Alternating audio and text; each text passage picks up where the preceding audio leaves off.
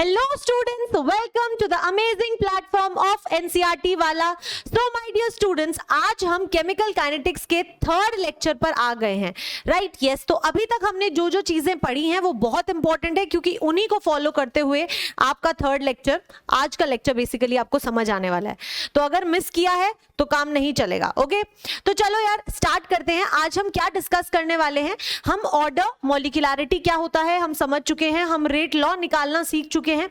Also बेटा आपने integrated rate law निकालना सीख लिया था जीरो ऑर्डर के लिए. मैं सारी चीजें रिवाइज करवा दूंगी, क्योंकि वही स्टेप्स आपको फॉलो करने हैं फर्स्ट लॉ के लिए, फर्स्ट ऑर्डर के लिए. आज हम फर्स्ट ऑर्डर में सारी चीजें डिस्कस करने वाले हैं. पहले हम उसका रेट लॉ लिखेंगे, फिर हम उसका इंटीग्रेटेड रेट लॉ निकालेंगे, फिर हम उससे रिलेटेड ग्राफ्स बनाएंगे. And my dear students, let me tell you, आज का टॉपिक बहुत बहुत बहुत इंपॉर्टेंट है, क्योंकि मोस्ट ऑफ द क्वेश्चंस जो आते हैं वो इसी फर्स्ट ऑर्डर रिएक्शन से आपसे पूछे जाते हैं. तो अपना माइंड बिल्कुल अटेंटिव रखना है. ओके, तो चलो स्टार्ट करते हैं. हम क्या पढ़ने वाले हैं? हम पढ़ने वाले हैं rate of chemical reaction. Again, जैसे हम रेट्स कैलकुलेट कर रहे हैं हम वही कर रहे हैं, राइट? इस बार फर्स्ट ऑर्डर रिएक्शन की बात करने वाले हैं, और फर्स्ट ऑर्डर रिएक्शन का ही इंटीग्रेटेड रेट लॉ भी कैलकुलेट करने वाले हैं. ठीक है, यस. तो ये करने से पहले मैम ने आपको एक होमवर्क क्वेश्चन दिया था. ये आई थिंक आप लोगों का होमवर्क क्वेश्चन था, और मैंने बोला था कि ये क्वेश्चन मैं आपको खुद करवाऊंगी, क्योंकि ये थोड़ा सा पेचीदा क्वेश्चन है, राइट? यस.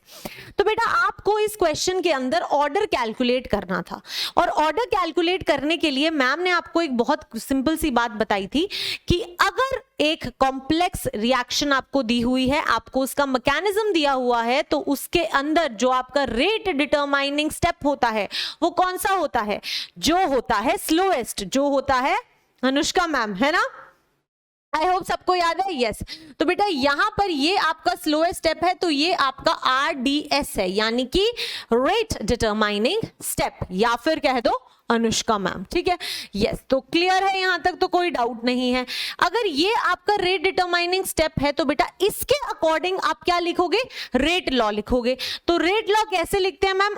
R जो होता है वो डायरेक्टली प्रोपोर्शनल होता है to the products concentration. Sorry, जो रेट होता है वो डायरेक्टली प्रोपोर्शनल होता है रिएक्टेंट की कॉन्सेंट्रेशन के. मैं तुम्हारा अटेंटिव माइंड चेक कर रही थी, क्या यार मुझे आता है. तो रेट जो है वो डायरेक्टली प्रोपोर्शनल होगा यहां पर, क्योंकि ये आपकी रेट डिटरमाइनिंग स्टेप है. तो इसके अकॉर्डिंग आपका जो रिएक्टेंट्स है वो क्या क्या है ma'am? O3 raise to the power 1, क्योंकि इसकी स्टोइशियोमेट्रिक कोफिशिएंट 1 है. और बेटा एक नेसेंट ऑक्सीजन है, तो उसकी कॉन्सेंट्रेशन हमने यहां पर लिख दी, राइट? यस. तो अब प्रोपोर्शनैलिटी हटेगी, तो रेट कांस्टेंट आएगा, के यहां पर आ जाएगा O3, और यहां पर आ जाएगा O की पावर 1. ठीक है बेटा.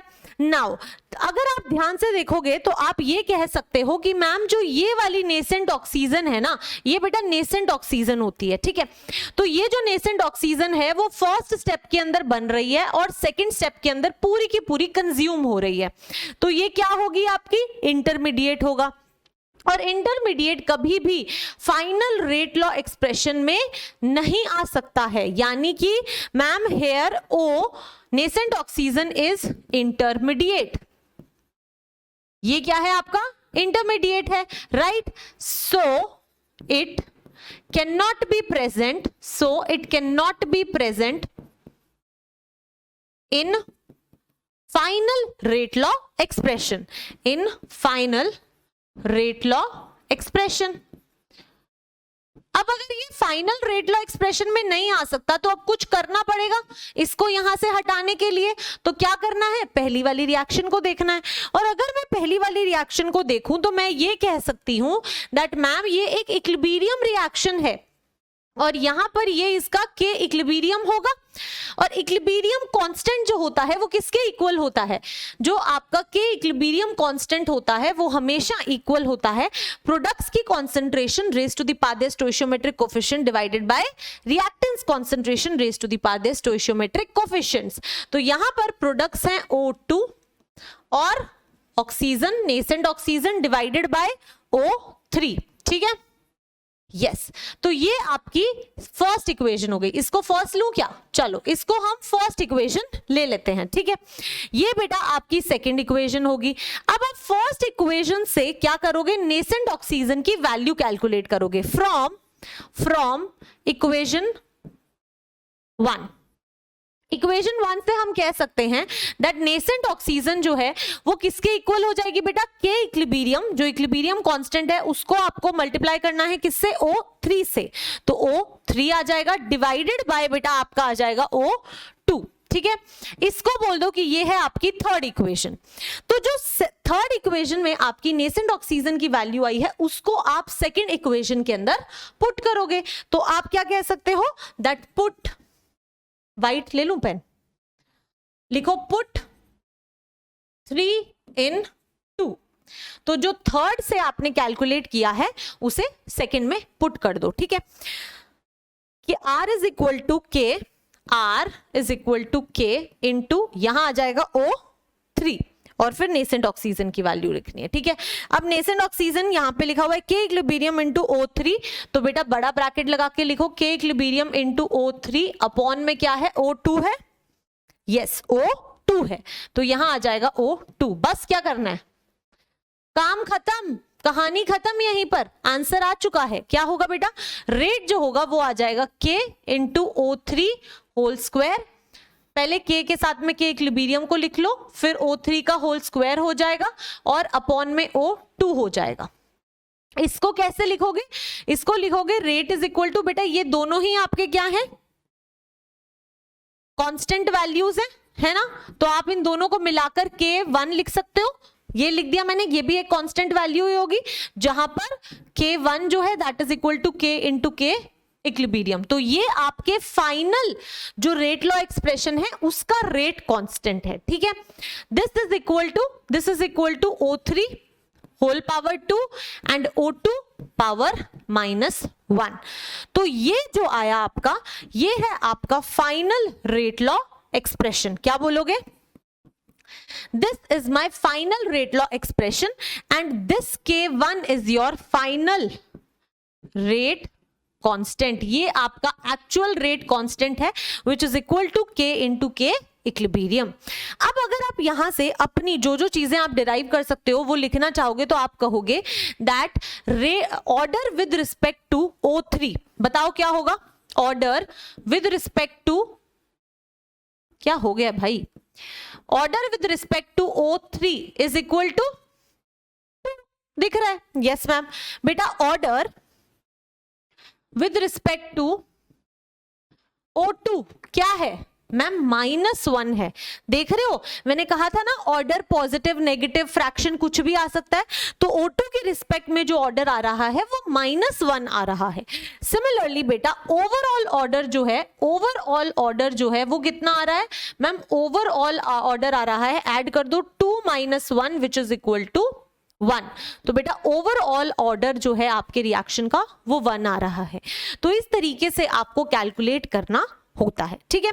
आई होप कोई दिक्कत नहीं है। एक बार देख लो क्या किया हमने बस एक पहले देखा स्लोएस्ट स्टेप कौन सा है, वो हमारा रेट डिटरमाइनिंग स्टेप होगा। तो उसके अकॉर्डिंग हमने क्या कर लिया? इक्वेशन लिख ली, रेट लॉ लिख लिया। उसके बाद में रेट कांस्टेंट आ गया, लेकिन ये आपका फाइनल रेट लॉ नहीं है, रेट लॉ एक्सप्रेशन नहीं है, ना ही ये आपका फाइनल रेट लॉ है। क्यों? क्योंकि इसके अंदर मैम नेसेंट ऑक्सीजन आ रही है। ये नहीं आ सकती क्योंकि एक इंटरमीडिएट है, ये बन रहा है यहाँ पे और यहाँ कंज्यूम हो रहा है, तो ये आपके फाइनल रेट लॉ एक्सप्रेशन में नहीं आ सकता है। तो आप क्या करोगे? इसकी वैल्यू फाइंड आउट करोगे। ऊपर वाली रिएक्शन जो है वो इक्विलिब्रियम रिएक्शन है, तो K equilibrium is equal to products concentration divided by reactants concentration, ठीक है। वहां से नेसेंट ऑक्सीजन की वैल्यू निकाली which is K equilibrium into O3 upon O2, ठीक है। तो K equilibrium into O3 upon O2, हाँ सही किया हमने, बिल्कुल। फिर इसको पुट कर दिया यहां पर, इसके अंदर ओवरऑल ऑर्डर निकाल लिया हमने O3 के रिस्पेक्ट में, O2 के रिस्पेक्ट में ओवरऑल ऑर्डर भी निकाल लिया, ठीक है। तो हर क्वेश्चन को आपको इसी तरीके से अप्रोच करना है। याद रखना स्लोएस्ट स्टेप आपका रेट डिटरमाइनिंग स्टेप होता है, इंटरमीडिएट कभी भी फाइनल रेट लॉ एक्सप्रेशन में नहीं आता है, ठीक है। आगे बढ़ते हैं, आगे बढ़ते हैं। अब आपके मन में क्वेश्चन आएगा कि मैम जीरो ऑर्डर से और किस तरह के क्वेश्चंस पूछे जा सकते हैं? तो ऐसे क्वेश्चंस पूछे जाते हैं, ये भी मैंने आपको बोला था कि आपको सोच के ट्राई करना है, अगर नहीं हुआ तो no worries, ma'am is here, कोई बात नहीं। चलो अब क्वेश्चन क्या कहता है, calculate the time needed for the 70% completion of a zeroth order reaction. मुझे एक चीज बहुत साफ साफ दिखाई दे रही है कि मेरे पास में जो ऑर्डर ऑफ रिएक्शन है वो जीरो है। अगर ऑर्डर ऑफ रिएक्शन जीरो है, इसका मतलब है कि जो मैं इंटीग्रेटेड रेट लॉ यूज करने वाली हूं, इंटीग्रेटेड रेट लॉ जो मैं यूज करने वाली हूं वो मैं कौन सा यूज करने वाली हूं। अब आपको नहीं याद मैमा, ये रिवाइज करवा दो। तो चलो बेटा एक बार जीरो ऑर्डर रिवाइज कर लेते हैं। मैं इसलिए रिवाइज करा रही हूं क्योंकि सारी चीजें बहुत इंपॉर्टेंट है, इसी से क्वेश्चंस आते हैं, ठीक है। तो बेटा जीरो ऑर्डर रिवाइज कर रहे हैं हम। आपने जीरो ऑर्डर में क्या समझा था? आपने जीरो ऑर्डर में समझा था कि जो रेट होता है वो डायरेक्टली प्रोपोर्शनल होता है to the reactant raise to the power its order. अगर जीरो ऑर्डर है तो n की वैल्यू जीरो है, तो जो r है वो आपका k इंटू a की पावर जीरो हो गया था, which was equal to k। तो r जो है वो आपके रेट कांस्टेंट के इक्वल आ गया था। और जीरो ऑर्डर एकमात्र ऐसा ऑर्डर होता है जिसके अंदर यूनिट जो होती है r की और k की सेम होती है, ठीक है। तो इन दोनों की यूनिट्स जो होती हैं वो सेम होती हैं, ये हमने सबसे पहले समझा था। उसके बाद में आपने इंटीग्रेटेड रेट लॉ कैलकुलेट किया था। अब इंटीग्रेटेड रेट लॉ कैसे कैलकुलेट किया था बेटा? आपने एक तो रेट लिखा था r is equal to k a raise to the power 0 which is equal to k, simple. दूसरा आपने लिखा r जो था which is equal to minus dA by dt। इन दोनों को आपने इक्वेट किया था, फर्स्ट इक्वेशन को और सेकंड इक्वेशन को इक्वेट किया था, तो k को इक्वल लिख दिया था माइनस dA बाय dt, ठीक है। यहां से बेटा आपने इंटीग्रेशन किया था, इंटीग्रेटिंग, ठीक है, दोनों साइड आपने इंटीग्रेट किया था, क्रॉस मल्टीप्लाई किया था। मैं सिर्फ फाइनल एक्सप्रेशन लिख रही हूं क्योंकि मैम सिर्फ रिवाइज करवा रही हैं। तो जो आपका फाइनल इंटीग्रेटेड रेट लॉ आया था वो क्या आया था? जो मैम हमारा फाइनल इंटीग्रेटेड रेट लॉ आया था वो आया था कि concentration at any time T is equal to concentration, जो हमारी इनिशियल कॉन्सेंट्रेशन होती है उसमें से KT सब्ट्रैक्ट कर दो, जहां पर K आपका रेट कांस्टेंट है और टाइम है कि कितना टाइम आपका रिएक्शन हुआ है, ठीक है। ये आपने समझा था। तो ये आपका इंटीग्रेटेड रेट लॉ होता है जीरो ऑर्डर के लिए, जो आपको एग्जैक्टली याद होना चाहिए। इसके बाद में बेटा आपने हाफ लाइफ कैलकुलेट की थी, और जब आपने हाफ लाइफ कैलकुलेट की थी तो आपने कहा था कि जो t होता है वो t हाफ हो जाता है, और जो a ऑफ t होता है वो मैम a0 बाई 2 के इक्वल हो जाता है, क्योंकि हाफ लाइफ वही होती है जब आपका टाइम, ऐसा टाइम जहां पर कॉन्सेंट्रेशन हाफ हो गई है। और यहां पर आपके t हाफ का एक्सप्रेशन आया था, t हाफ का एक्सप्रेशन आया था a0 बाय 2k, ये आपका t हाफ का एक्सप्रेशन आया था। यानी कि जो हाफ लाइफ होती है वो आपकी इनिशियल कॉन्सेंट्रेशन ऑफ रिएक्टेंट पे डिपेंड करती है। इतनी चीजें आप समझ चुके थे, ठीक है। यस, अब बस इसी को यूज करना है, अब बस बेटा इसी को यूज करना है। ध्यान से देखो हम कौन से क्वेश्चन पे थे। हाँ, तो मैम अब अगर आप इंटीग्रेटेड रेट लॉ बोलोगे तो हमें बिल्कुल याद है, इंटीग्रेटेड रेट लॉ होता है a of t is equal to a0 minus K T, जहां पे a ऑफ t क्या होता है, किसी t टाइम के ऊपर कितनी कॉन्सेंट्रेशन रह गई है, और a0 क्या होता है, इनिशियल कितनी कॉन्सेंट्रेशन थी। अब सुनो ध्यान से, अब ध्यान से सुनना ये कहना क्या चाह रहा है। मैम a0 तो है इनिशियल कॉन्सेंट्रेशन, ये तो है बेटा आपकी इनिशियल कॉन्सेंट्रेशन, तो यहां तक तो किसी को कोई डाउट नहीं है रिएक्टेंट की। अब आपको पता है टाइम के साथ रिएक्टेंट की कॉन्सेंट्रेशन कम होती है, ठीक है। 70% रिएक्शन हो चुकी है। अगर 70% रिएक्शन हो गई है यानी कि 70% आपका रिएक्टेंट खत्म हो चुका है, और a ऑफ t क्या होता है कि कितना अमाउंट रह गया है। अब बेटा अगर इनिशियल अमाउंट का 70% खत्म हो गया है तो कितना अमाउंट रह गया होगा मैम, इनिशियल जो भी था उसमें से आप 70/100 ऑफ इनिशियल सब्ट्रैक्ट कर दो, है ना। इनिशियल जो भी था उसका 70% कंज्यूम हो गया, तो रह कितना गया, जो भी इनिशियल था उसमें से 70% इनिशियल का सब्ट्रैक्ट कर दो, है ना। तो कितना रह गया बेटा, ये हो जाएगा आपका 100 A0। मैं इतना डिटेल्ड कैलकुलेशंस इसीलिए करवा रही हूं ताकि कोई डाउट ना रहे, ठीक है। तो ये कितना हो जाएगा आपके पास में, this will be equal to 30A0 by 100। अब ये तो मैंने इतना डिटेल्ड कैलकुलेशन किया, आप खुद सोच सकते थे कि भाई अगर 70% कंप्लीट हो गया है तो यानी कि 70% आपका रिएक्टेंट कंज्यूम हो गया है, तो रह कितना गया होगा, परसेंट दिया हुआ है 100 में से 70 चला गया तो 30 रह गया होगा। तो आप डायरेक्टली 30% को 30/100 ऑफ A0 भी लिख सकते थे, लेकिन आपको समझाने के लिए मैम ने पूरा डिटेल लिख दिया है, ठीक है। अब A0 की वैल्यू आपके पास है, AT की भी वैल्यू आपके पास है। आपसे पूछा क्या है बेटा, आपको ना T½ दिया हुआ है 30 मिनट्स। अब ध्यान से देखो, इस एक्सप्रेशन में मेरे पास में A0 की वैल्यू है, AT की वैल्यू है, ठीक है। और मेरे को पूछा है कैलकुलेट द टाइम, तो ये वाला टाइम तो मुझे निकालना है, लेकिन हमारे पास K की भी वैल्यू नहीं है। K कहां से निकालेंगे, K कैसे कैलकुलेट कर सकते हैं, ध्यान से देखना, T½ दिया हुआ है, यानी कि मैम मुझे T½ का तो एक्सप्रेशन आता है, मुझे पता है T½ किसके इक्वल होता है, जो T½ होता है वो A0 बाय 2K के इक्वल होता है। और T½ की वैल्यू मुझे 30 मिनट्स दी हुई है, यानी कि मैम ये 30 के बराबर है। तो बेटा क्या आप यहां से K की वैल्यू निकाल सकते हो, बिल्कुल निकाल सकते हो। जो K होगा वो किसके इक्वल आ जाएगा, आपके A0 बाय 60 के, है ना। क्रॉस मल्टीप्लाई करके देखो K की वैल्यू कितनी आएगी, A0 बाय 60। अब आपके पास में ये भी है और K भी है। अब आप T कैलकुलेट कर सकते हो, तो बस क्या करो, अब ये सारी वैल्यूज जो है वो फर्स्ट इक्वेशन के अंदर पुट कर दो, ठीक है। तो फॉर्मूला हमारे पास है A of T is equal to A0 minus KT। AT की वैल्यू है 30A0 बाय 100, ठीक है। A0 तो A0 ही है, माइनस K की वैल्यू कितनी है, A0 बाय 60, A0 बाय 60। तो यहां लिख दो A0 बाय 60 और ये रहा आपका T, ठीक है। अब देखो, अगर यहां पर A0 देखो और यहां पर A0 कॉमन में लो तो कैंसिल हो जाएगा पूरा का पूरा, हाँ। तो रह क्या गया, 30/100 is equal to 1 minus T/60, ये रह गया। इसको तो बस सॉल्व करना है, T की वैल्यू आ जाएगी, बहुत आसान है। ये 0 से 0 गया, ये 3/10 रह गया, this is equal to 60 minus T/60, ये यहां से गया, ठीक है। तो 6 3 18 होता है, 180 is equal to 60 minus T। तो बेटा आपका जो T है, कुछ तो मैम ने कैलकुलेशन में गड़बड़ कर दी है शायद, है ना। 30/100 ये आ गया 60 माइनस T/60, ठीक है। 6 3 18, अरे 6 3 18 ही तो होगा, 18 is equal to 60 minus T। तो जो T है वो कितना आ जाएगा, 60 माइनस 18। तो टाइम जो है वो कितना आ गया, 10 में से गया 2 और ये 5 में से 1 गया, 42 मिनट्स। तो जो आपका टाइम है वो कितना आ गया बेटा, 42 मिनट्स। तो इस तरीके से आपको क्वेश्चंस को सॉल्व करना सीखना है, ऐसे क्वेश्चंस पूछे जाते हैं, ठीक है।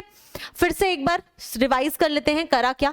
इस तरह के सवाल आएंगे, आपको कुछ कुछ चीजें दी होंगी, आपको फाइंड आउट करना है कैसे कैलकुलेट करना है। तो क्या कैलकुलेट, जो दिया हुआ है पहले तो उसको लिख लो।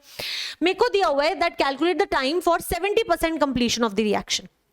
अगर इनिशियल कॉन्सेंट्रेशन A0 है और 70% कंप्लीट हो गया है, यानी कि 70% रिएक्टेंट का खत्म हो गया है, तो कितना रह गया होगा, 30 रह गया होगा, यस। तो इसीलिए हमने ये कैलकुलेट किया और 30/100 A0 हमारी वैल्यू आ गई।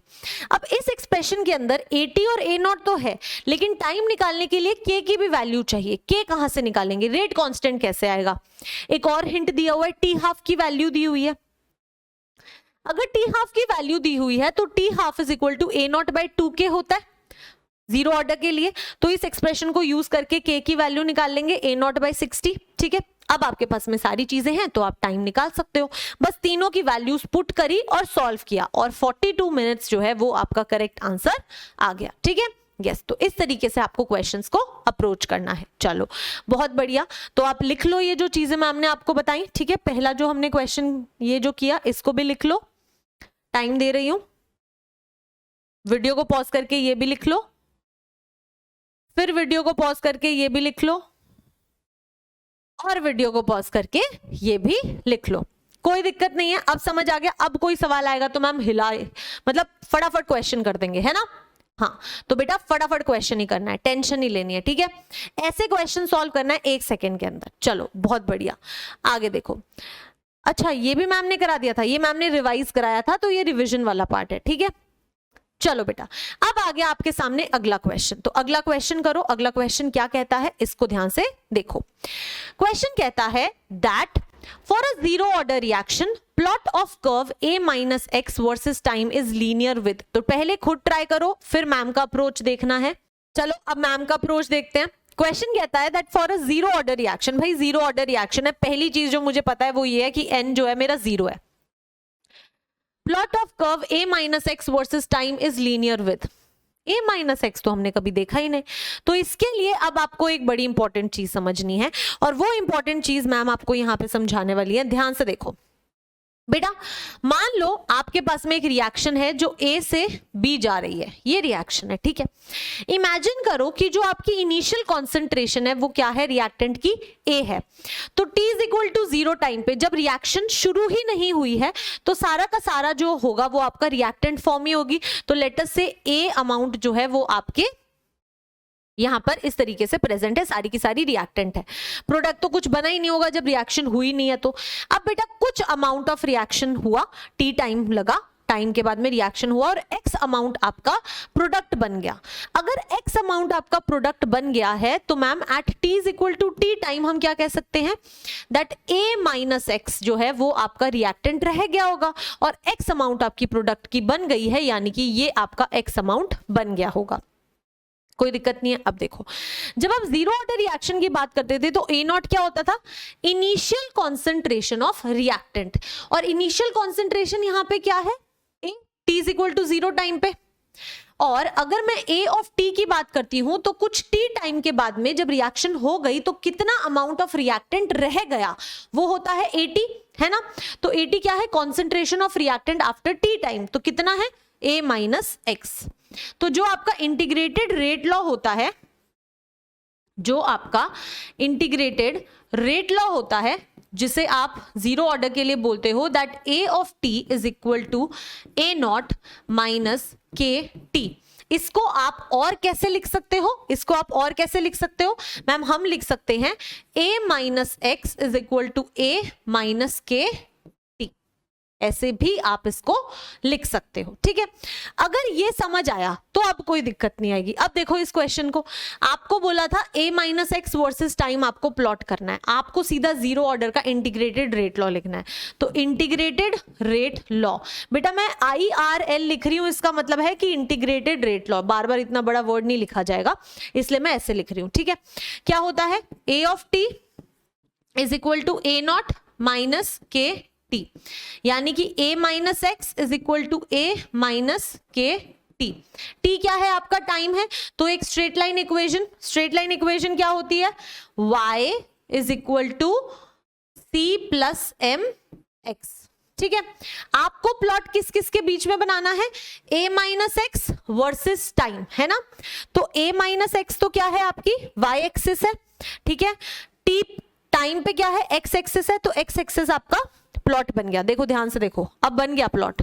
मैम y एक्सिस पे a माइनस एक्स है, x एक्सिस पे टाइम है। स्लोप क्या है बेटा, माइनस के, तो स्लोप क्या है आपकी माइनस के इक्वल है, m की वैल्यू जो है वो माइनस के इक्वल है, तो एक नेगेटिव स्लोप आएगी। और जो c है वो क्या है बेटा, आपका इंटरसेप्ट है।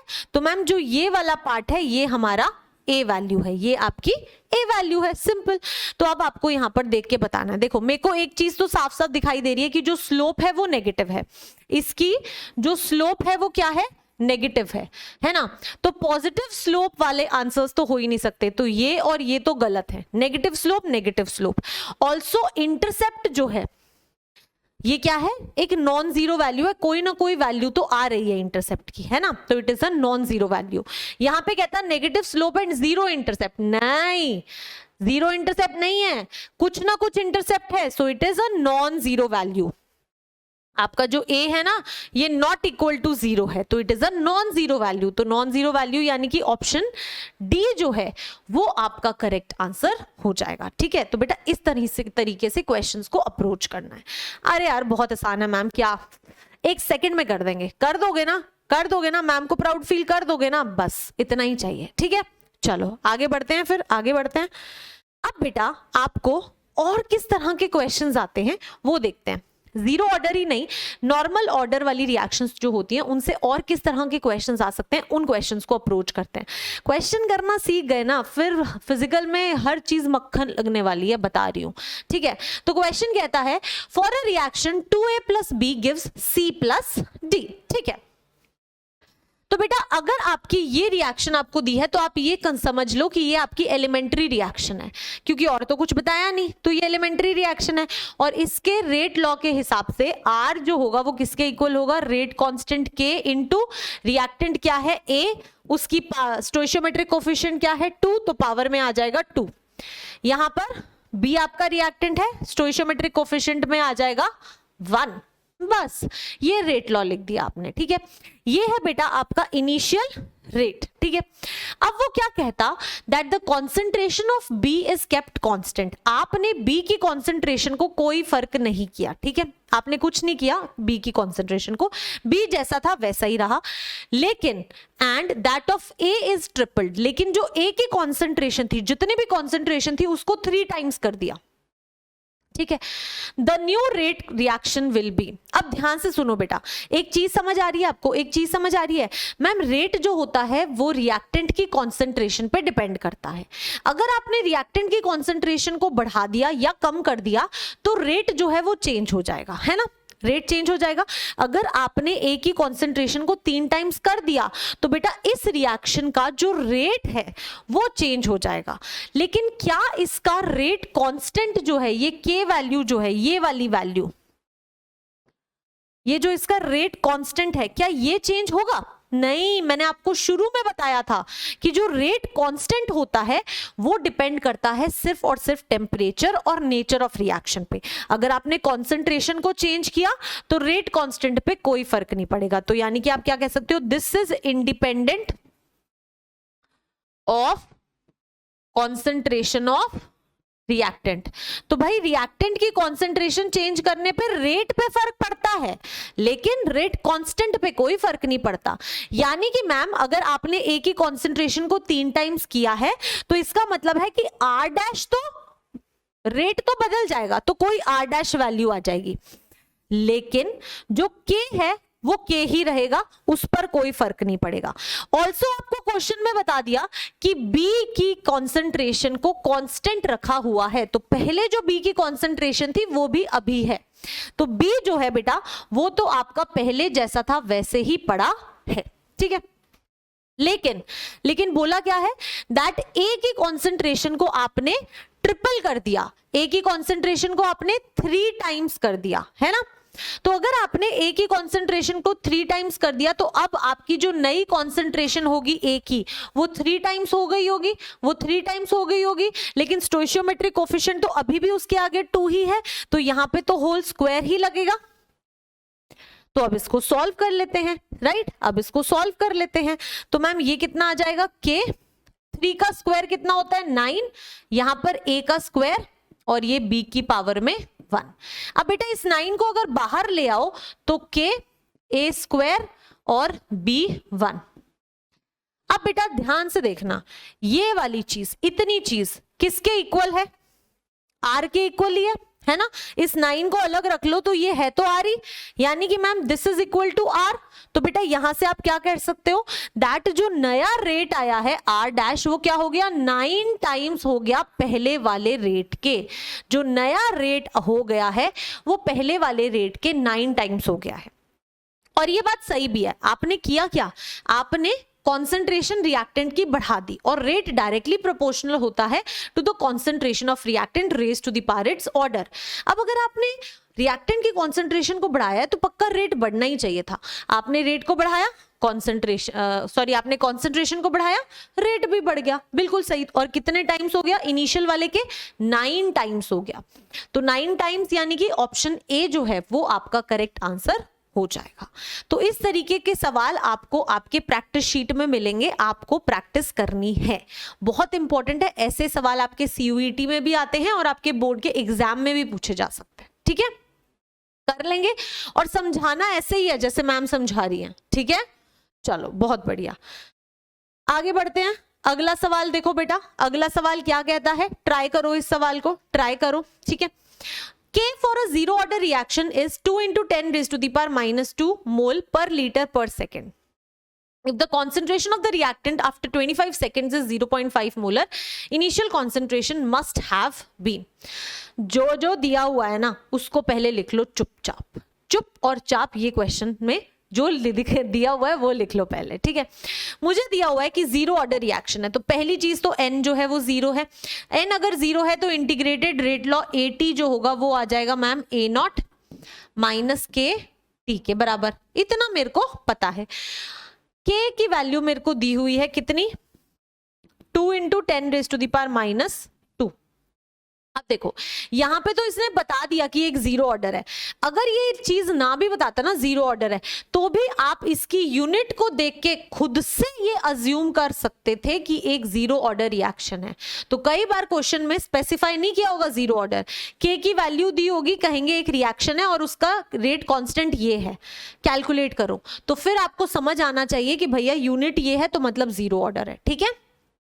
चलो, if the concentration of reactant after 25 seconds, यानी कि बेटा टाइम आपको 25 सेकेंड दिया है ना, और आपको 25 सेकेंड्स के बाद में रिएक्टेंट की कितनी कॉन्सेंट्रेशन है वो भी दी है, यानी कि आपको A ऑफ T भी दिया हुआ है, कितना 0.5 मोलर। आपको बस इनिशियल कॉन्सेंट्रेशन बतानी है, यानी कि आपको A नॉट कितना है वो बताना है। कर लोगे, बहुत आसान है मैम, सारी वैल्यूज दी हुई है, बस पुट ही करना है, तो इसमें पुट कर दो 0.5 is equal to A naught जो हमें कैलकुलेट करना है, माइनस के कितना है 2 into 10 raise to the power minus 2 into time बेटा 25 सेकेंड। आपको एक चीज और ध्यान रखनी है, क्योंकि आपके यहां पर रेट कांस्टेंट में टाइम सेकंड्स में दिया हुआ है और यहां पे भी टाइम सेकंड्स में दिया हुआ है, तो ठीक है, नहीं तो बेटा दोनों की वैल्यूज मतलब यूनिट सेम होनी चाहिए। अगर यहाँ पे टाइम मिनट्स में दिया होता तो इसको आपको सेकंड में कन्वर्ट करना पड़ता, ठीक है। ये चीज ध्यान रखना कि टाइम अगर वहां पे यूनिट सेकंड्स है तो टाइम हमेशा सेकंड्स में होगा, अगर वहां पे यूनिट मिनट्स में होती तो फिर यहाँ पे टाइम मिनट्स में होता, ठीक है। ये चीज आपको ध्यान रखनी है, यूनिट्स बहुत ज्यादा इंपॉर्टेंट है।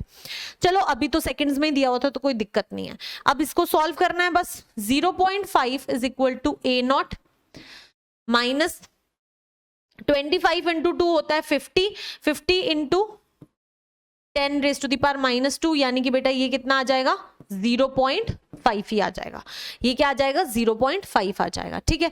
ये इधर चला जाएगा तो जो A नॉट की आपकी कॉन्सेंट्रेशन आ जाएगी वो आ जाएगी 0.5 प्लस 0.5 यानी कि 1 मोलर। तो 1 मोलर यानी कि ऑप्शन डी जो है वो आपका करेक्ट आंसर हो जाएगा। अरे यार कितने आसान क्वेश्चंस आते हैं, है ना, ऐसे तो करने हैं सारे क्वेश्चन, बस कुछ कुछ चीजों का ध्यान रख लेना, जो दिया हुआ है उसको अच्छे से लिख लो, यूनिट देख लो, कोई दिक्कत नहीं है, बाकी सब क्रिस्टल क्लियर है। इन्हीं को तो घुमा के सवाल पूछे जाते हैं, क्या बड़ी चीज है, 1 सेकंड में कर लेगी मेरी बच्चा बाटी, है ना, I know that, very good, बहुत बढ़िया, ठीक है। चलो अगर आपको यहां तक क्लियर हुआ तो ये लो मैम साइड हो जाएंगी, आप लिख लो सारी चीजें पहले, ठीक है, ये लिख लो, ये लिख लो और ये लिख लो। अब लो, अब हम नई कहानी शुरू करने वाले हैं। अब हम फर्स्ट ऑर्डर के बारे में थोड़ा सा डिस्कशन करने वाले हैं। तो भाई फर्स्ट ऑर्डर रिएक्शन में करना क्या होता है उसको ध्यान से सुन लो, ठीक है। Now first order reaction, first order reaction का मतलब है मैम, मुझे सिंपल सा पता चल गया कि एक ऐसी रिएक्शन है जिसका ऑर्डर होगा 1। अगर ऑर्डर होगा 1 यानी कि मैम n की वैल्यू होगी 1। एक रिएक्शन है, जैसे कि एक रिएक्शन है A से जा रहे हैं हम B में, ये मेरी रिएक्शन है। तो अगर आप इसका रेट लॉ लिखना चाहोगे तो आप इसका रेट लॉ कैसे लिखोगे मैम? जो रेट लॉ है वो होता है R is directly proportional to A reactant की पावर 1। पहले n लिख दो यहाँ पे n, ठीक है। अब आपने बोल दिया तो हमने मान लिया कि फर्स्ट ऑर्डर रिएक्शन है। अगर फर्स्ट ऑर्डर रिएक्शन है तो n की वैल्यू है 1। अगर n की वैल्यू है 1 तो इसका मतलब है कि r जो होगा, प्रोपोर्शनैलिटी हटेगी तो रेट कांस्टेंट आएगा, a की पावर होगा 1, ठीक है। यस, तो यानी कि मैम r जो है that is equal to k a। इस बार ये हमारे केस में होगा, ठीक है। अब आपको यूनिट निकालनी है रेट कांस्टेंट की, ठीक है। एक तरीका तो मैम मुझे याद है, यहां पे k जो है वो रेट अपॉन a की पावर 1 है, ठीक है। सबसे पहले तो मैम मैं इससे निकाल लेती हूँ यूनिट, और फिर मैं क्रॉस चेक कर लूंगी जो मेरे को आपने फॉर्मूला बताया था उससे, ठीक है।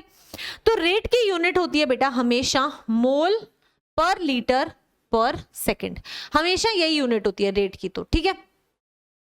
डिवाइडेड बाय बेटा कॉन्सेंट्रेशन हमेशा किस में लेते हैं, मोलैरिटी में लेते हैं, और मोलैरिटी की यूनिट क्या होती है, मोल पर लीटर, यानी कि मोल लीटर इनवर्स, है ना।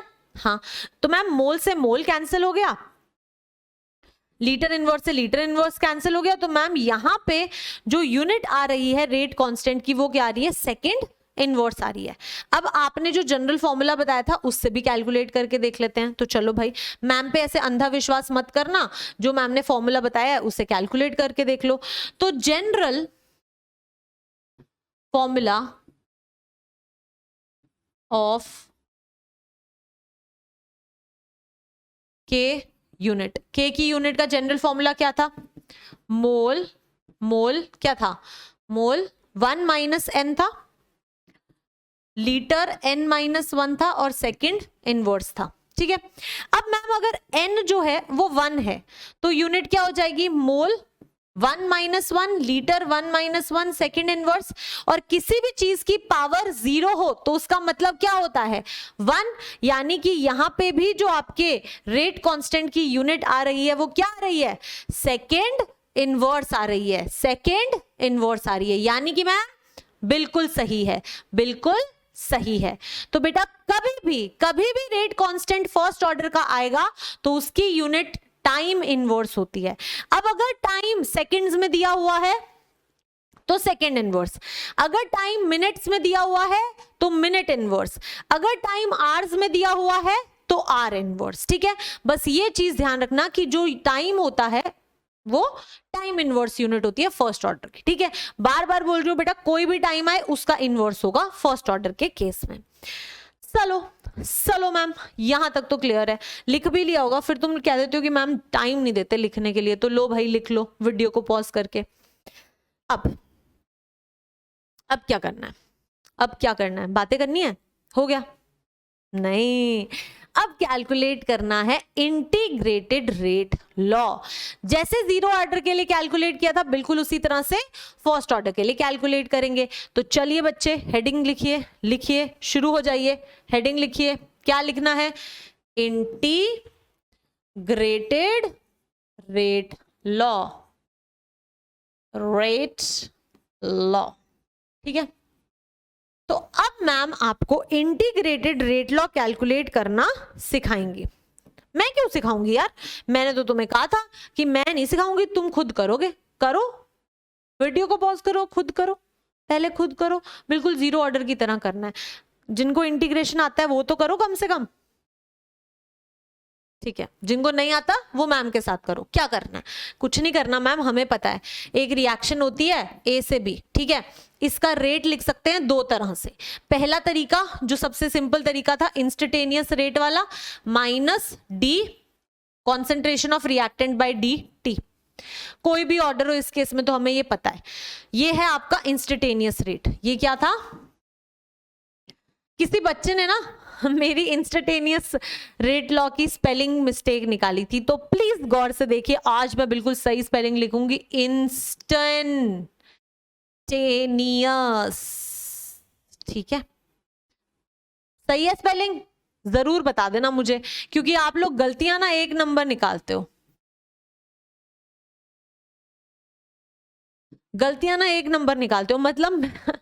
मतलब तुम लोगों के ऑब्जर्वेशन स्किल्स कितनी ज्यादा हैं।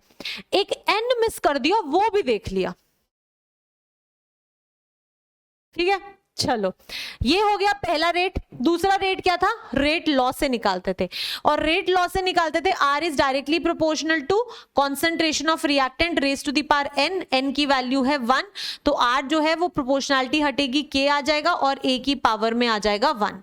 तो ये जो रेट आया, ये जो रेट लाया वो किससे आ गया, रेट लॉ से आ गया, रेट लॉ से आ गया। ये फर्स्ट है, ये सेकंड है।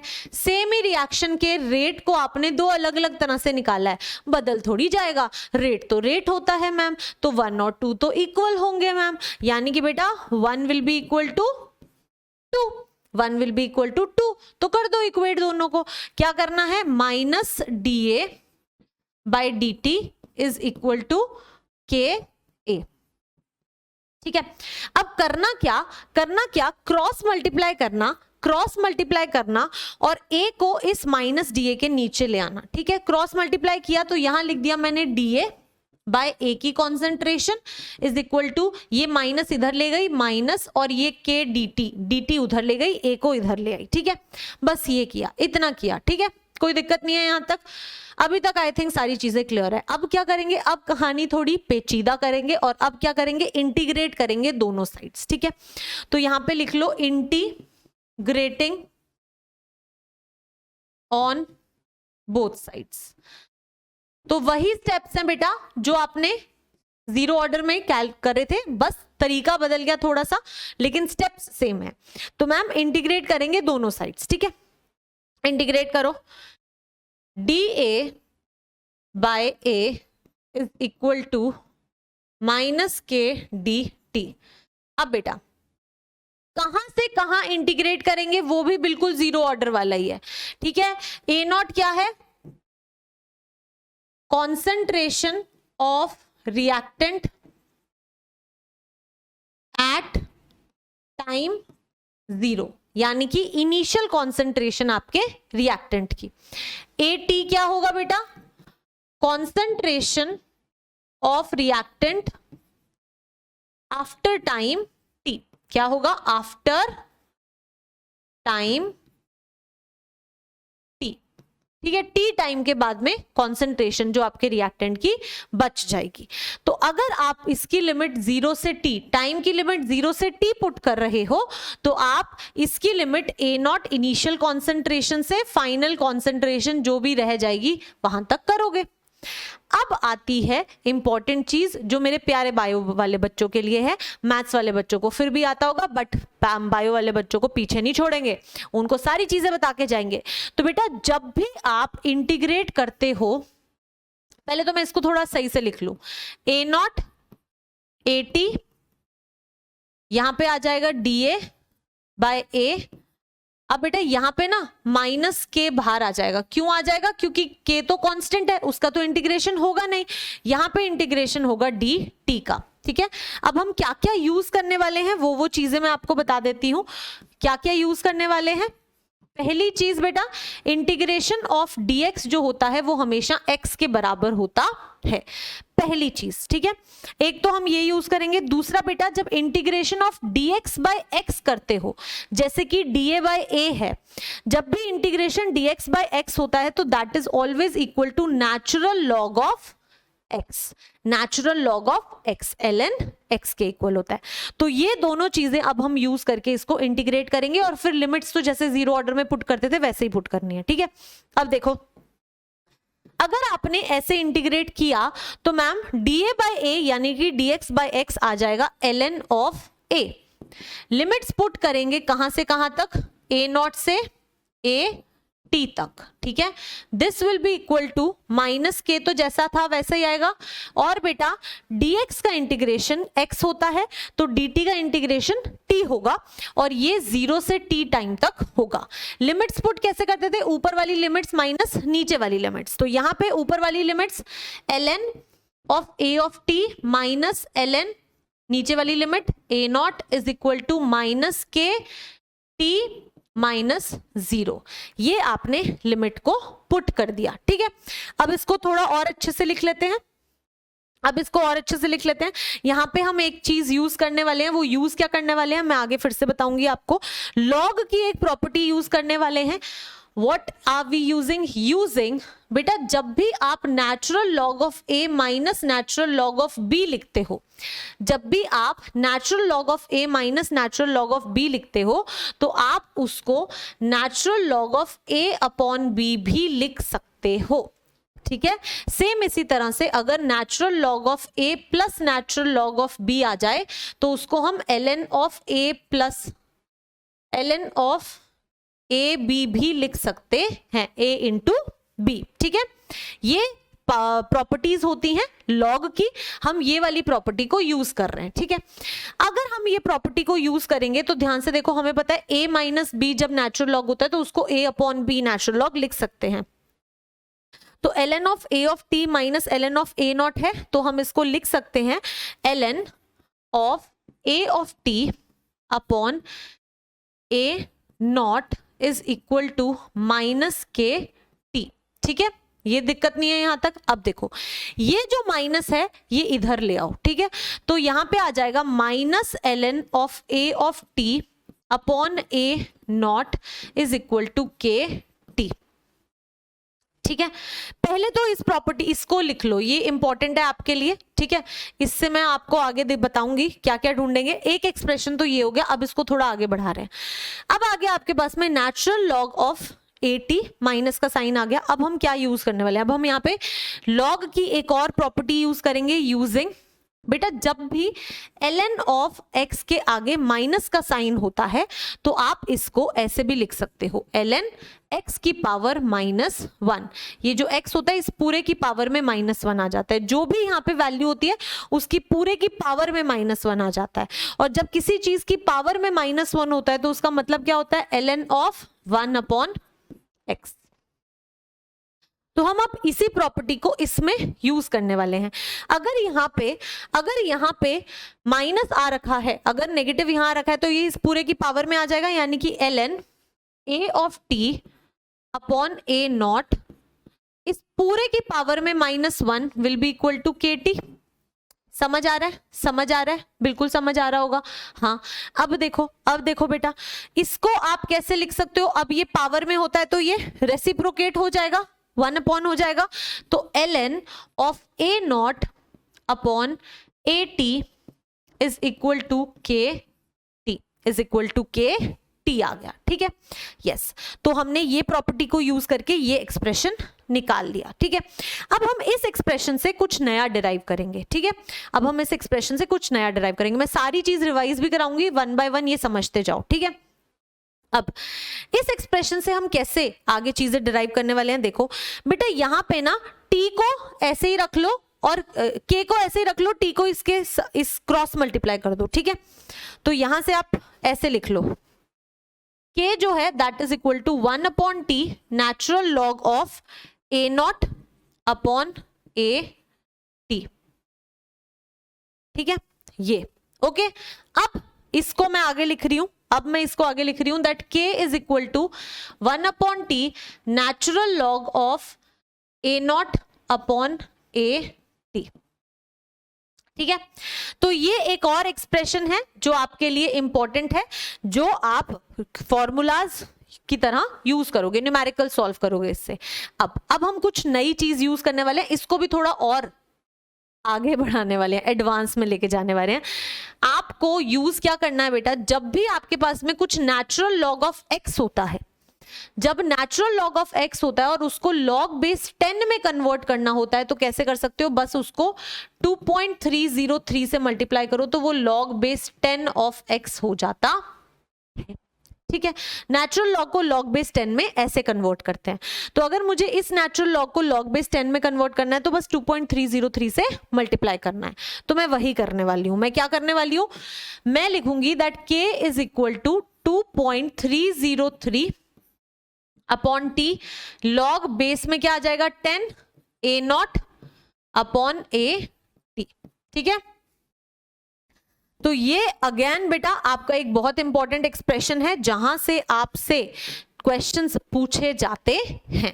ठीक है, ये कुछ एक्सप्रेशंस हैं जिनको आपको कैलकुलेट करना आना चाहिए, है तो मेन एक ही, उसी से सारे डिराइव किए हुए हैं। ठीक है, अभी तक जितनी चीजें करी उन सारों को रिवाइज कर लो, फिर आगे बढ़ेंगे। ठीक है, चलो रिवाइज करते हैं पूरा का पूरा शुरू से लेके एंड तक। हमने यहां से शुरू किया इंटीग्रेटेड रेट लॉ कैलकुलेट करना। हमने सबसे पहले कहा कि ए से बी रिएक्शन जाती है तो रेट निकालते हुए बोलते हैं it is equal to minus D A by D T, instantaneous rate होता है। दूसरा हम रेट लॉ से रेट निकाल सकते हैं, वो हमने रेट लॉ से रेट निकाल लिया। दोनों एक ही रिएक्शन के रेट हैं तो दोनों को इक्वेट कर सकते हैं, इक्वेट कर दिया। फिर ए को डी ए के नीचे ले आए और फिर दोनों साइड क्या कर दिया, इंटीग्रेट कर दिया। तो इंटीग्रेट कर दिया, इंटीग्रेट करते हुए मैंने आपको कुछ वैल्यूज यूज करने के लिए बोला। मैंने कहा कि dx का इंटीग्रेशन होता है x और dx अपॉन x हो तो उसका इंटीग्रेशन होता है ln x। तो ये दोनों वैल्यूज यूज की। dA अपॉन a का इंटीग्रेशन होगा ln a और dt का इंटीग्रेशन होगा t। ठीक है, लिमिट्स पुट की इनिशियल से फाइनल कॉन्सेंट्रेशन तक, 0 से t टाइम तक। ठीक है, लिमिट्स जो है अपर माइनस लोअर होता है तो अपर माइनस लोअर लिमिट पुट की और ये हो गया। मैंने आपको एक प्रॉपर्टी बताई लॉग की कि ln of a minus ln of b जब होता है तो आप उसको ln of a upon b भी लिख सकते हो। तो वही प्रॉपर्टी हमने आगे यूज की। ln of a minus ln of b को हमने ln of a upon b use किया, यानी कि हमने ln of a of t upon a naught is equal to minus kt put कर दिया। ये एक इंपॉर्टेंट एक्सप्रेशन था। अगर आपको इतना आता है ना तो आप बाकी के सारे खुद से डिराइव कर सकते हो। बस अब यहाँ पे हमने क्या किया, नेचुरल लॉग की प्रॉपर्टी यूज की। जब लॉग के आगे नेगेटिव साइन होता है जैसे कि यहाँ पे है तो ln minus ln of x को आप ln ऑफ x की पावर -1 लिख सकते हो, जिसको 1 अपॉन x लिखते हैं। ठीक है, तो इसी को जब आपने यूज किया तो ये इस पूरे की पावर में -1 आ गया तो ये ऊपर हो जाएगा, ये नीचे हो जाएगा, रेसिप्रोकल हो गया। तो यहां से आपके पास में एक एक्सप्रेशन आ गया which is k is equal to 1 upon t, natural log of initial concentration upon final concentration। ठीक है, अब बेटा नेचुरल लॉग को अगर आपको लॉग बेस 10 में कन्वर्ट करना है तो कैसे करोगे, 2.303 से मल्टीप्लाई कर दो। वही किया, ये फर्स्ट एक्सप्रेशन इंपॉर्टेंट एक्सप्रेशन है। फिर आप ln ऑफ x को 2.303 से मल्टीप्लाई कर सकते हो, कन्वर्ट कर सकते हो, तो आपने इसको कन्वर्ट कर दिया बस। तो एक एक्सप्रेशन याद करो, बाकी के सारे अपने आप आ जाएंगे।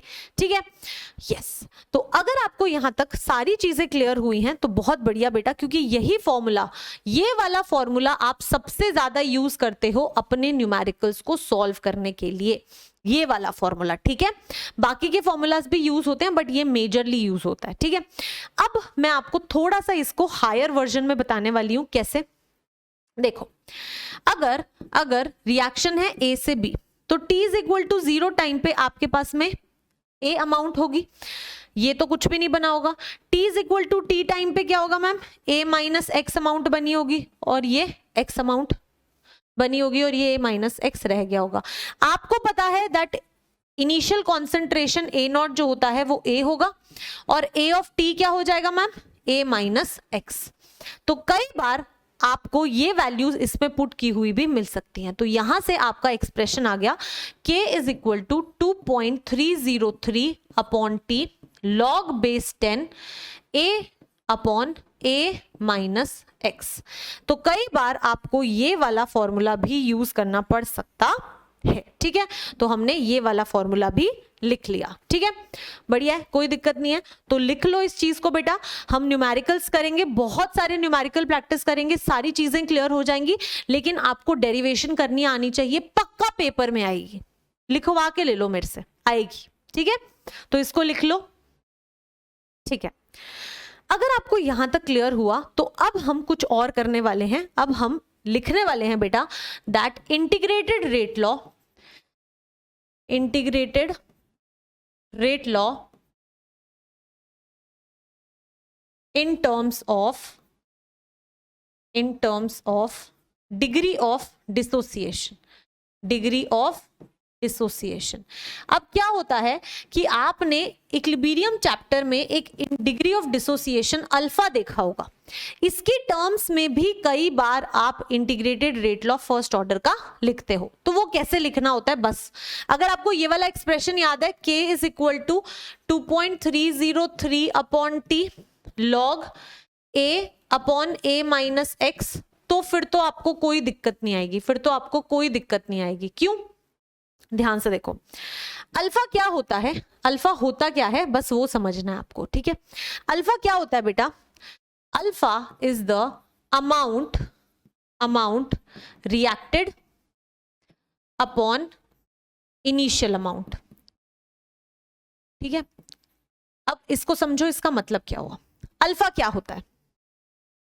अल्फा होता है कि कितना अमाउंट आपका रिएक्ट किया, ठीक है, डिग्री ऑफ डिसोसिएशन है ना, कि कितना आपका अमाउंट जो है वो डिसोसिएट हो गया अपॉन इनिशियल अमाउंट, तो वो आपको डिग्री ऑफ डिसोसिएशन दे देता है। ठीक है, अब अगर मैं आपसे इस रिएक्शन के अंदर पूछूं तो कितना अमाउंट आपका रिएक्ट किया, मैम एक्स अमाउंट रिएक्ट किया तभी तो एक्स अमाउंट फॉर्म हुआ है ना, तो एक्स अमाउंट ही रिएक्ट किया है, तो इतना बोल सकते हो आप कि मैम अल्फा जो है वो एक्स के बराबर होगा, अपॉन में देखते हैं क्या आएगा, तो अमाउंट रिएक्टेड क्या है, एक्स, एक्स अमाउंट रिएक्ट की है। ठीक है, अपॉन में बेटा इनिशियल अमाउंट कितनी थी, ये इनिशियल अमाउंट थी, कितनी थी, ए थी, यस मैम, तो यानी कि मैम इनिशियल अमाउंट ए थी, तो यहां से बेटा आपके पास x की वैल्यू आ गई a अल्फा, यहां से आपके पास में x की वैल्यू आ गई a अल्फा, आई कि नहीं, बिल्कुल मैम x की वैल्यू आ गई a अल्फा। अगर x की वैल्यू a अल्फा आ गई तो कोई दिक्कत नहीं है,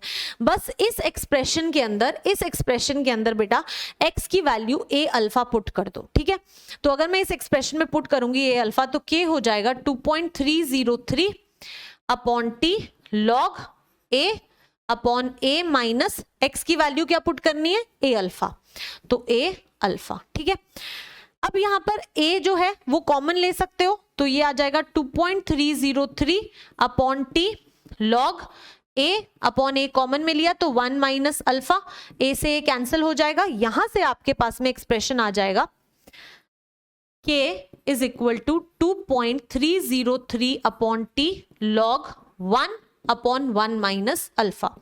तो जब भी आपको डिग्री ऑफ डिसोसिएशन दिया हुआ हो, जब भी आपको बेटा डिग्री ऑफ डिसोसिएशन दिया हो तो आप सीधा सीधा ये फॉर्मूला यूज कर सकते हो, फिर आपको ए वाली इनिशियल कॉन्सेंट्रेशन फाइनल कॉन्सेंट्रेशन नहीं देखनी। अगर डिग्री ऑफ डिसोसिएशन दिया हुआ है तो सीधा 1 अपॉन 1 माइनस अल्फा करके अपना आंसर कैलकुलेट कर सकते हो। ठीक है, अगर नहीं आता तो कोई बात नहीं, फिर आप पूरा स्टेप यूज कर लो। ठीक है, लेकिन अगर आता है तो सीधा ये फॉर्मूला यूज कर सकते हो। ठीक है, आई होप आपको समझ आ गया कि डिग्री ऑफ डिसोसिएशन के टर्म्स में इंटीग्रेटेड रेट लॉ कैसे कैलकुलेट करते हैं। बस आपको ये देखना है कि अल्फा क्या होता है, कितना अमाउंट रिएक्ट किया अपॉन इनिशियल अमाउंट, कितना अमाउंट रिएक्ट किया, एक्स अमाउंट रिएक्ट किया जो ए में से खत्म हो गया, इनिशियल अमाउंट कितना था, ए था, तो alpha will be equal to x upon a, x की वैल्यू आ गई a अल्फा, जो आपने ये एक्सप्रेशन निकाला था इसमें x की वैल्यू पुट करो और आपके पास में आपका इंटीग्रेटेड रेट लॉ आ गया। इजी इजी, तो बेटा इसी तरह से आपको क्वेश्चंस को सॉल्व करना है। बहुत सारी चीजें हो गई लेकिन हो जाएंगी क्लियर, खुद से हाथ से लिख के आपको ये डेरिवेशंस करने पड़ेंगे। मुझे भी ऐसा नहीं है कि पहली बार में आ गए, मैंने भी लिख लिख के देखा है, ऐसा नहीं है कि मैंने बस ऐसे ही मतलब हवा हवा में ही मैम ने डिराइव कर दिया। मेहनत करनी पड़ती है, कोशिश करनी पड़ती है, कॉपी उठानी पड़ती है, पेन उठाना पड़ता है, लिखना पड़ता है, पढ़ता ही पड़ता है, इसका कोई शॉर्ट ट्रिक नहीं होता है। ठीक है, यस, बहुत बढ़िया, तो लिख लो आप ये चीज, फिर हम आगे बढ़ेंगे। ये तो सब लिख ही लिया था, ये भी लिख लिया था, ये लिख लो, ओके ठीक है भाई, ठीक है, यहां तक क्लियर है, कोई दिक्कत नहीं है। चलो आगे बढ़ेंगे भाई। क्या अब हम थोड़ी सी इस कहानी को पढ़ सकते हैं? अब हम इस कहानी को पढ़ते हैं। ठीक है, फर्स्ट कहता है in first order reaction the rate decreases linearly with concentration. जो रेट होता है वो कॉन्सेंट्रेशन के साथ लीनियरली डिक्रीज होता है। कैसे मैम, कैसे? सोच के देखना। रेट लॉ के हिसाब से आपको पता है दैट आर जो होता है दैट इज इक्वल टू के ए पावर 1। ये ए की कॉन्सेंट्रेशन है, ये आपका रेट है और के जो है वो कांस्टेंट है। ठीक है, अगर आप इसको एक स्ट्रेट लाइन इक्वेशन से इक्वेट करोगे y is equal to m x से, तो y एक्सिस पे क्या आ रहा है, रेट आ रहा है, x एक्सिस पे क्या आ रहा है, कॉन्सेंट्रेशन ऑफ रिएक्टेंट आ रही है, और स्लोप क्या है आपका, प्लस का k है ना। तो अगर आप इसको प्लॉट करोगे तो आप क्या कहोगे मैम, एक स्ट्रेट लाइन है, y एक्सिस पे हमारा क्या है, रेट है, और यहाँ पे कॉन्सेंट्रेशन है आपके रिएक्टेंट की, और ये एक स्ट्रेट लाइन है जो पास करती है थ्रू ओरिजिन, है ना। तो यानी कि ये प्लॉट कुछ ऐसा आना चाहिए, प्लॉट कुछ ऐसा आना चाहिए। अब ध्यान से देखो, अब ध्यान से देखो फर्स्ट ऑर्डर के लिए, जैसे जैसे कॉन्सेंट्रेशन कम हो रही है, ऐसे नीचे की साइड देखो, ऐसे देखो कॉन्सेंट्रेशन कम हो रही है जैसे जैसे ऐसे मूव कर रहे हो, हाँ मैम, और जैसे जैसे आपकी यहां पर ध्यान से देखो, इस कॉन्सेंट्रेशन के कोरस्पॉन्डिंग अगर रेट R1 है तो बेटा जब आपकी कॉन्सेंट्रेशन कम हुई तो उसका कोरस्पॉन्डिंग रेट भी कम हो गया, है ना, ये भी कम हो गया क्योंकि कॉन्सेंट्रेशन भी कम हो गई। तो यानी कि जैसे जैसे रिएक्टेंट की कॉन्सेंट्रेशन कम होती है रेट भी आपका कम होता रहता है, ठीक है, यस। तो ये आपको यहाँ पे बोल रहा है, इसको लिखो, मैम को प्यास लग गई, मैम पानी पिएंगी और फिर हम आगे बढ़ेंगे, ठीक है। समझो इसको तब तक।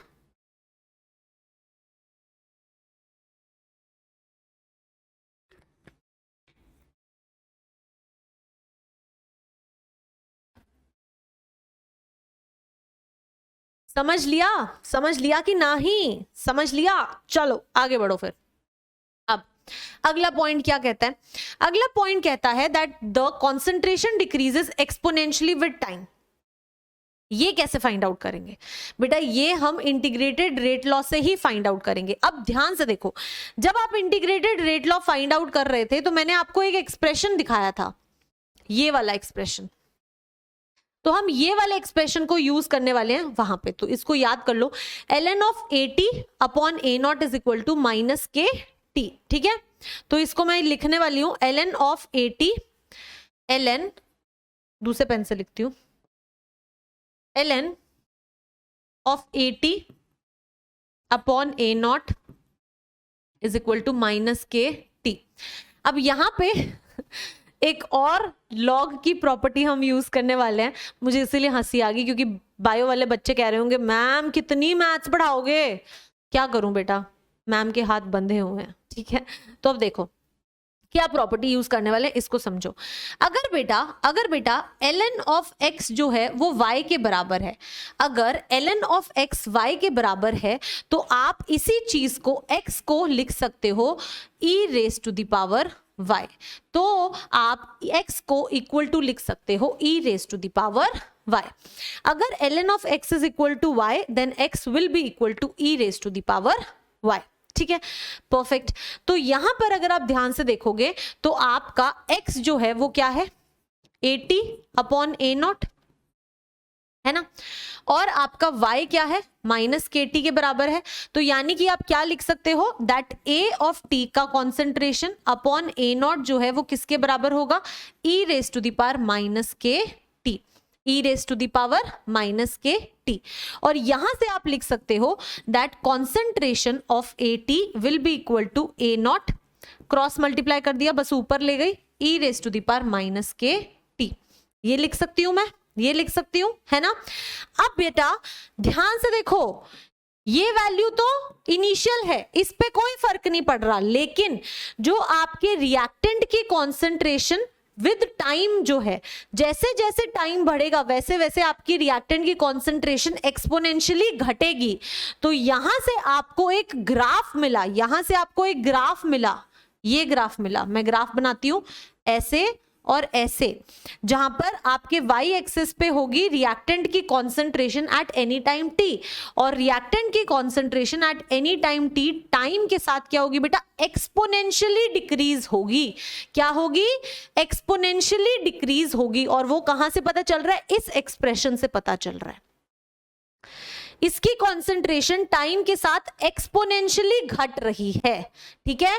तो अगर कभी पूछ लिया कि रिएक्टेंट की कॉन्सेंट्रेशन एट टाइम t या फिर रिएक्टेंट की कॉन्सेंट्रेशन टाइम के साथ कैसे घटती है, एक्सपोनेंशियली घटती है, जबकि जीरो ऑर्डर में लीनियरली घटती थी, ठीक है बेटा। ये चीज आपको ध्यान रखनी है, ओके ओके, बहुत बढ़िया। जो पहले ग्राफ किया था वो रेट का और कॉन्सेंट्रेशन का था, ठीक है। जो अभी ग्राफ किया है वो कॉन्सेंट्रेशन का और टाइम का है। तो अलग अलग चीजों के बीच के ग्राफ अलग अलग आएंगे, आपको ये क्लियरिटी होनी चाहिए। और मैं बार बार बता रही हूं कि ये क्लियरिटी सिर्फ तब आएगी जब आप खुद लिखकर देखोगे और समझोगे चीजों को, सुनने से नहीं समझ आएगा, ठीक है। तो प्लीज इस चीज को ट्राई करना। मैं सारे ग्राफ्स आपको चैप्टर के एंड में फिर से रिवाइज कराऊंगी, लेकिन उससे पहले आपको खुद पढ़ने पड़ेंगे, ठीक है। चलो अगला पॉइंट पढ़ते हैं। Therefore, the reaction would never be 100% completed. Reaction कभी भी 100% कंप्लीट नहीं होगी। क्यों नहीं होगी? इसी ग्राफ को ध्यान से देखना। इस ग्राफ को आपके सामने बना रही हूं, रिएक्टेंट की कॉन्सेंट्रेशन और टाइम। बेटा ये एक्सपोनेंशियली जब घटती है ना, तो आपका प्लॉट ऐसे घटते घटते घटते घटते इस पॉइंट पे आके इसके साथ पैरेलल हो जाता है। ये कभी भी जीरो पे कट नहीं करता, यानी कि आपके रिएक्टेंट की कॉन्सेंट्रेशन कभी जीरो नहीं होती है। आपके रिएक्टेंट की कॉन्सेंट्रेशन कभी जीरो नहीं होती है, ठीक है। ये आपको यहां पर बताया गया है। ये बहुत इंपॉर्टेंट लाइन है। इस इंपॉर्टेंट लाइन से आपका सीयूईटी से एक क्वेश्चन बन सकता है। हाई प्रोबेबिलिटी है कि क्या फर्स्ट ऑर्डर रिएक्शन में रिएक्शन कभी 100% कंप्लीट होती है? नहीं होती। क्यों? क्योंकि जब एक्सपोनेंशियली घटता है तो यहां पर ये प्लॉट जो है वो क्या हो जाता है? पैरेलल हो जाता है। और क्योंकि ये पैरेलल हो जाता है, जिस वजह से कॉन्सेंट्रेशन कभी जीरो नहीं होती रिएक्टेंट की। और अगर रिएक्टेंट की कॉन्सेंट्रेशन जीरो नहीं हो रही है, इसका मतलब है कि रिएक्शन कभी 100% कंप्लीट नहीं होगी, वो चलती ही रहेगी, ठीक है। कॉन्सेंट्रेशन घटेगी लेकिन एकदम जीरो कभी नहीं होगी। थोड़ा बिलीव करना मुश्किल है, लेकिन ऐसा होता है, ठीक है। आई होप यहां तक क्लियर है, कोई डाउट नहीं है। लिख लो इसको, फिर हम आगे बढ़ेंगे, ठीक है। चलो ऐसा करते हैं भाई, half life for first order जो है वो आपको होमवर्क देते हैं, ठीक है। तो बेटा ये जो हाफ लाइफ है वो आपका होमवर्क है। मैं यहां से नेक्स्ट क्लास में शुरू करूंगी। आज मैंने बहुत सारी चीजें बता दी, तो उनको ग्रास्प करना ना बहुत मुश्किल हो जाएगा अगर मैंने इसके आगे भी और पढ़ा दिया तो अभी तक जितना कराया है उसको खुद से लिख के प्रैक्टिस करोगे तो चीजें समझ आएंगी, ठीक है। ओके, कोई दिक्कत नहीं है। प्रैक्टिस शीट के कुछ क्वेश्चंस होंगे, कुछ क्वेश्चंस अगर नहीं हो तो घबराना मत, क्योंकि हमने पूरा का पूरा फर्स्ट ऑर्डर कंप्लीट नहीं किया है, ठीक है। मैंने सोचा तो यही था कि हाफ लाइफ भी करवा दूंगी, बट अब मुझे ऐसा लग रहा है कि थोड़ा ज्यादा चीजें हो गई आपको समझने के लिए, इसलिए आज हम इतना ही करते हैं। छोटा सेशन रखते हैं, लेकिन आपको सारी चीजें क्लियर करते हैं। मैं अगले सेशन में आपको, अगले लेक्चर में आपको और बेटर तरीके से समझा दूंगी, ठीक है। ये आपका होमवर्क होगा, ट्राई करना है। ऑब्वियसली मैं आपको डिराइव तो कराऊंगी एक्सप्रेशन, लेकिन हाफ लाइफ पीरियड का जो आपका एक्सप्रेशन आता है फर्स्ट ऑर्डर के लिए वो कैलकुलेट करना खुद से, ठीक है। और आपका दूसरा होमवर्क क्या है? दैट आपको ग्राफ प्लॉट करना है, ग्राफ प्लॉट करना है T half versus concentration of reactant के, ठीक है। ये दोनों आपके होमवर्क क्वेश्चंस है, ट्राई करना। नहीं हो तो कोई बात नहीं, हम नेक्स्ट लेक्चर में यहीं से शुरू करेंगे, ठीक है। कर लोगे बेटा, करना है, ठीक है। यस, बहुत इंपॉर्टेंट है। और जितना आज हमने किया है वो रिवाइज करना है, जितना हमने किया है वो रिवाइज करना है, ठीक है। यस, तो आज हम सेशन को यहीं पर एंड करते हैं। बहुत सारी चीजें हो गई समझने के लिए, लिखकर याद करने के लिए, तो कोई दिक्कत नहीं है, करो आराम से। मैं आपका चैप्टर टाइम से खत्म कर दूंगी, डोंट वरी। जिस दिन मुझे लगेगा कि आज हम ज्यादा कवर कर सकते हैं टॉपिक्स, उस दिन हम ज्यादा कवर करके इसको कवर अप कर लेंगे। तो ये मत सोचना सिलेबस में लेट होगा, बिल्कुल लेट नहीं होगा। Ma'am is here, then why to fear, okay, ठीक है। ओके, तो जो होमवर्क क्वेश्चंस दिए जरूर करना है, ओके। आई होप आपको आज सारी चीजें समझ आई हैं, ठीक है। तो हम आज का सेशन यहीं पर एंड करते हैं। ऐसे ही बेटा तैयारी करते रहना। All the very best.